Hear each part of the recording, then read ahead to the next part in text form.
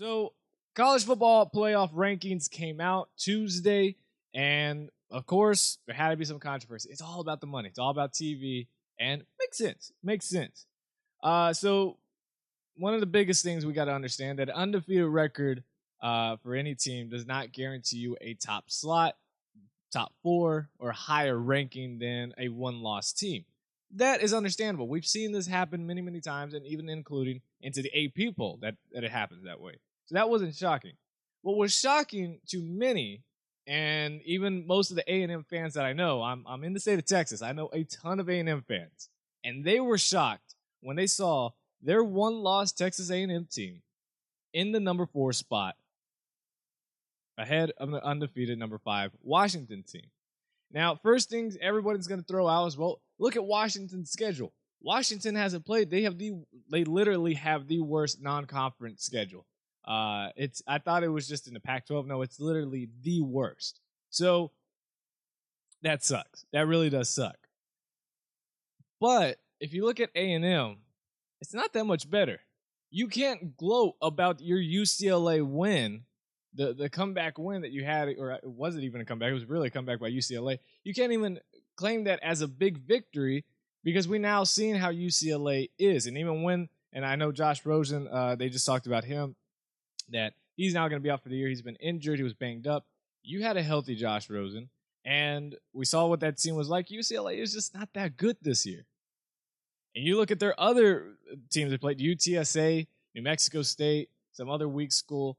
It really kind of parallels straight with Washington's non-conference schedule.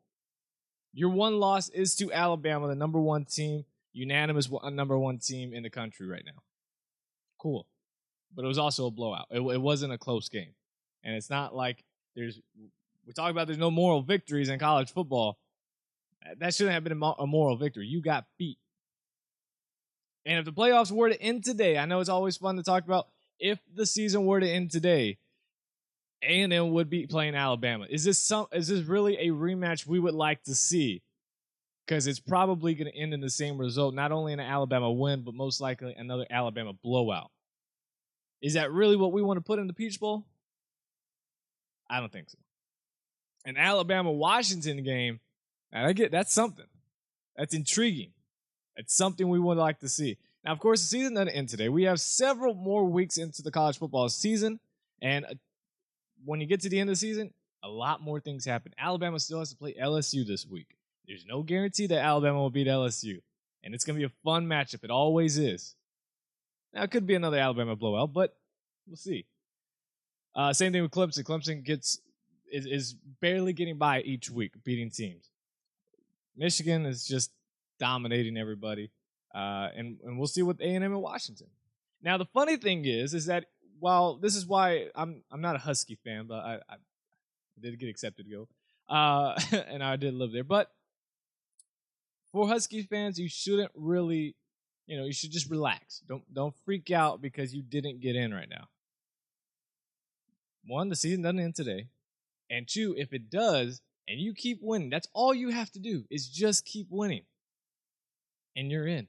They cannot put a Pac-12 champion in Washington if they win the Pac-12 championship, and a A&M team who basically would be second placed in the SEC because they can't make the SEC championship unless Alabama loses twice, then you're right in it.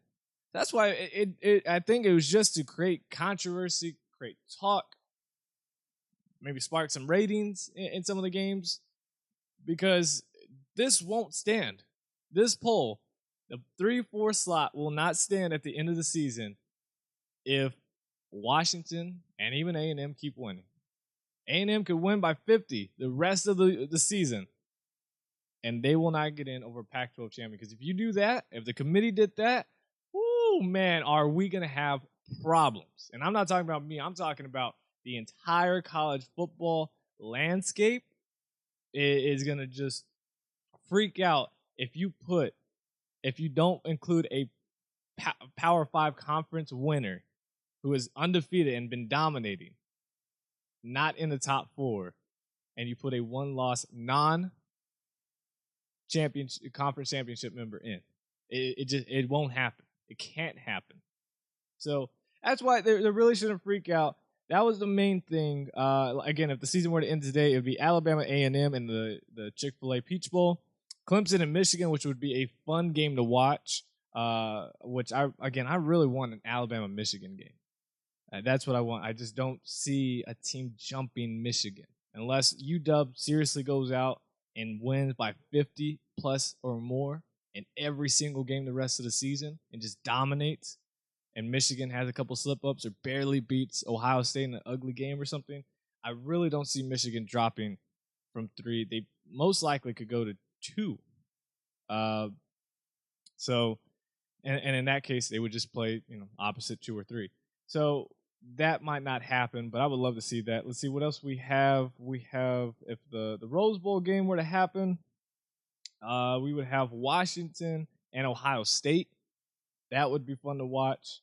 Let's see. The Sugar Bowl would be Oklahoma and Auburn. Yeah, kind of boring.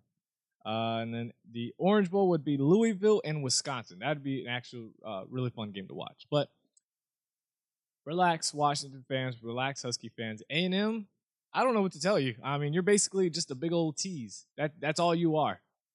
Because you will not make the college football playoffs unless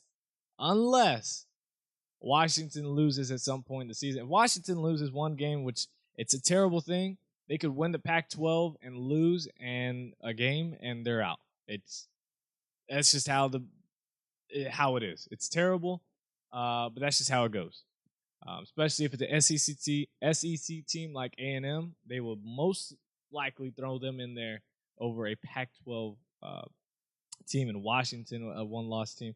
But then you get Ohio State in there. If they beat Michigan, this might be the year that we talk more about expanding the playoffs to 6 or 8 teams. And that's a different discussion. That's a different video that we could talk about. But this might be the year, depending on what happens with Ohio State, with Louisville. They're looking like they're out, but they still only just have one loss. How that goes with them. Washington, A&M. I mean, this might be the year we seriously have real discussions about expanding the playoffs to 6 to 8, or it all just works itself out and we'll just have the best 4 teams, which hopefully we will. Let me know in the comment section what you think. Also, tweet me at Short Sports Show and become a fan on Facebook, The Short Sports Show.